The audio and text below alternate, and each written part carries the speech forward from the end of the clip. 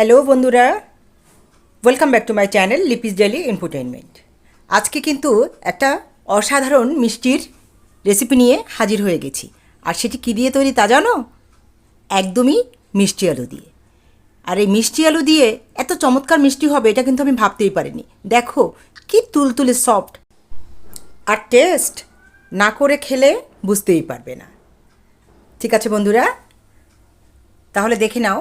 আমি এখানে 7টা মাঝারি সাইজের মিষ্টি আলু নিয়ে নিয়েছি, সিদ্ধ করে খোসা ছাড়িয়ে নিয়েছি কিন্তু। আর এবার এভাবে প্রেস করে করে ভালো করে ম্যাশ করে নেব। তার আগে বন্ধুরা, যে সকল বন্ধুরা আমার চ্যানেলে নতুন দেখছো তাদেরকে রিকোয়েস্ট করছি অবশ্যই সাবস্ক্রাইব করে বেল বাটন প্রেস করে আমার সাথে থেকো। ঠিক আছে, তাহলে দেখো কিভাবে করছি। এবার দেখে নিচ্ছি ভিতরে কোনো দানা বা দলা আছে কিনা। যদি থাকে তাহলে হাত দিয়ে এভাবে চেপে চেপে সুন্দর করে মসৃণ করে নেব। দিয়ে দিব ঘি, 1 চামচ মতো ঘি দিয়ে দিচ্ছি।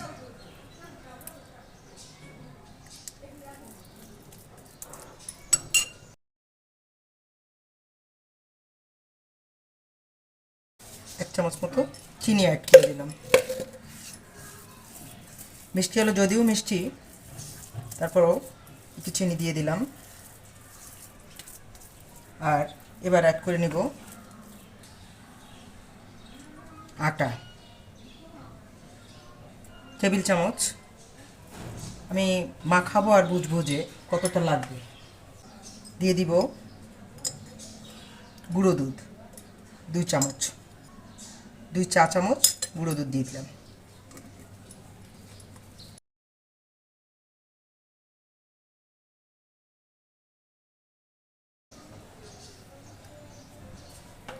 আরও 1 চামচ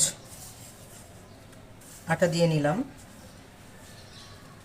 খাবার সোডা দিয়ে দেব বন্ধুরা, 1 পিঞ্চ হবে এরকম পরিমাণ।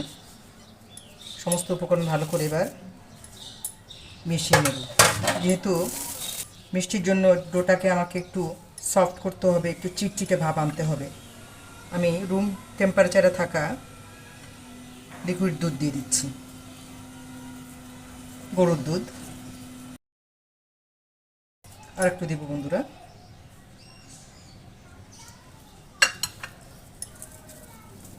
ঘি দিয়ে করার চেষ্টা করবে, তাহলে ফ্লেভারটা ভালো আসবে, খেতেও ভালো লাগবে।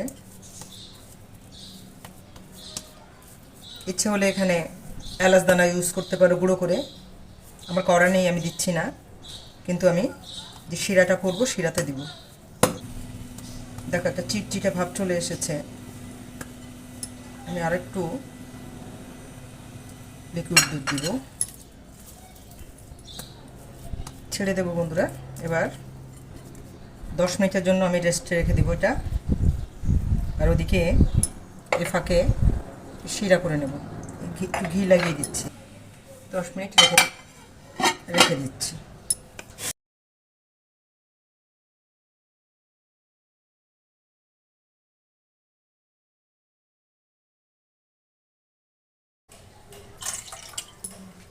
এই বাটির 4 বাটি জল দিয়েছি। একই বাটি মেপে 3 বাটি চিনি দিয়ে দিচ্ছি।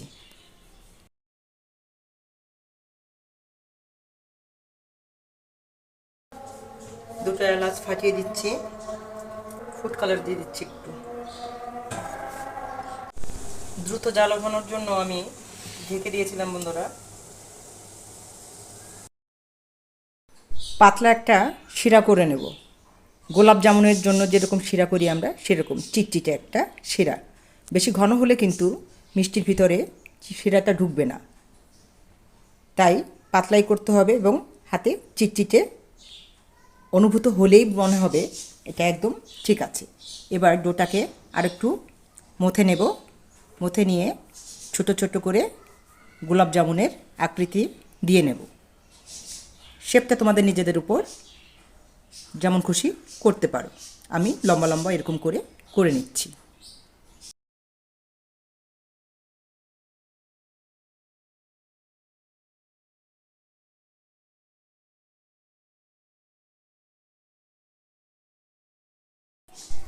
শিরাটাকে পাশে সরিয়ে রেখে গোলাপ জামুনগুলো ভাজার জন্য কড়াইতে তেল দিয়ে দিয়েছি। কড়াইটা হাই ফ্লেমে গরম করে নিতে হবে এবং লো ফ্লেমে করে দিতে হবে। আর তেলটা হালকা গরম হলে তবেই মিষ্টিগুলো ছেড়ে দেব ভাজির জন্য। আর মিষ্টিগুলোও কিন্তু হালকা ফুলতে শুরু করেছে বন্ধুরা। প্রথম দিকে চামচ খুন্তি ইউজ না করে এভাবে হালকা হালকা করে নেড়ে দিতে হবে। আর এরপরে একটা চামচ দিয়ে আস্তে আস্তে করে উল্টে দিতে হবে। চেষ্টা করবে 2 বার দিতে, আমি একবার দিয়ে একটু ভুল করেছি, নাড়াচাড়া খুব অসুবিধা হচ্ছিল। এভাবে এক পাশ মোটামুটি একটু সময় নিয়ে ভেজে তারপরে আরেক পাশ উল্টে দিতে হবে। তাড়াহুড়ো করতে গেলে মিষ্টিগুলো ভেঙে শেপ নষ্ট হয়ে যাবে।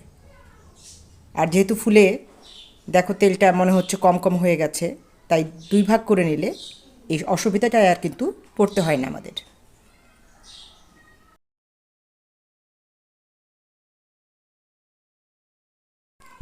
এভাবে সবগুলো মিষ্টি আস্তে আস্তে করে লালচে করে ভেজে নেব। এরপর গরম থাকা অবস্থায় শিরাতে ডুবিয়ে দেব।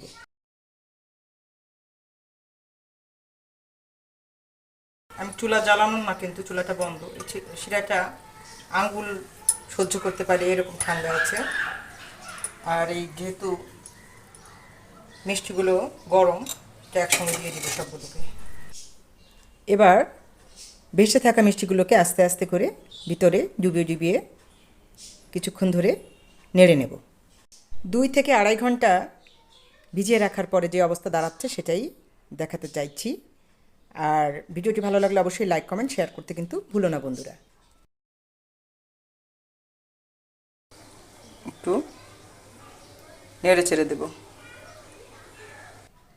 বন্ধুরা, তৈরি হয়ে গেছে মিষ্টি আলুর মিষ্টি।